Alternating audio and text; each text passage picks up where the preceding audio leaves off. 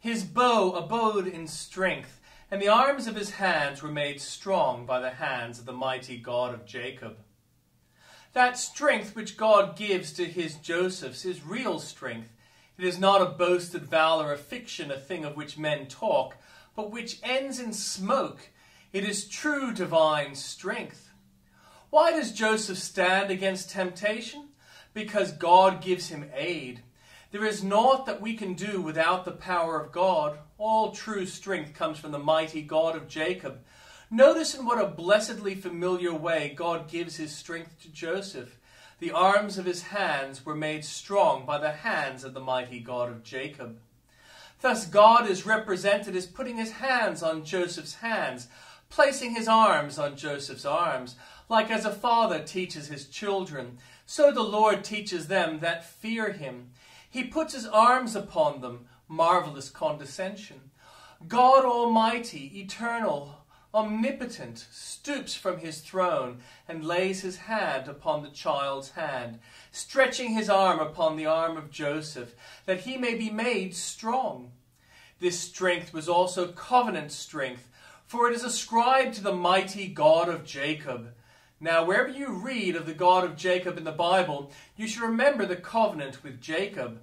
Christians love to think of God's covenant, all the power, all the grace, all the blessings, all the mercies, all the comforts, all the things we have flow to us from the wellhead through the covenant.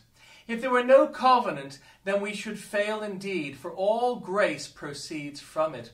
As the light and heat from the sun, no angels ascend or descend, save upon that ladder which Jacob saw, at the top of which stood a covenant God. Christian, it may be that the archers have sorely grieved you and shot at you and wounded you, but still your bow abides in strength. Be sure then to ascribe all the glory to Jacob's God. The Lord is slow to anger and great in power. Jehovah is slow to anger when mercy cometh into the world. She driveth winged steeds. The axles of her chariot wheels are red hot with speed. But when wrath goes forth, it toileth on with tardy footsteps. For God takes no pleasure in the sinner's death. God's rod of mercy is ever in his hands outstretched.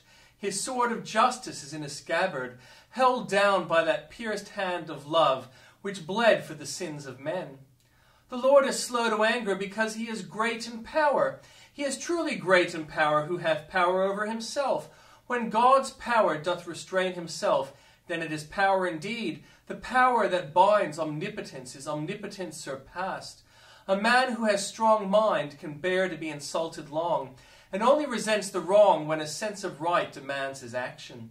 The weak mind is imitated at a little. The strong mind bears it like a rock which moveth not. Though 1,000 breakers dash upon it, and cast their pitiful malice in spray upon its summit, God maketh his enemies, and yet he bestirs not himself, but holdeth in his anger.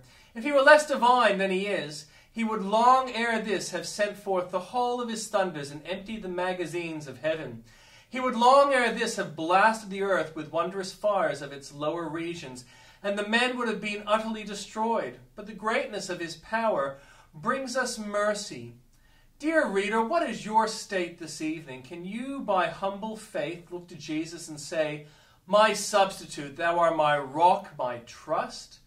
Then, beloved, be not afraid of God's power, for by faith you have fled to Christ for refuge. The power of God need no more terrify you than the shield and sword of the warrior need terrify those whom he loves. Rather rejoice that he who is great in power is your Father and friend.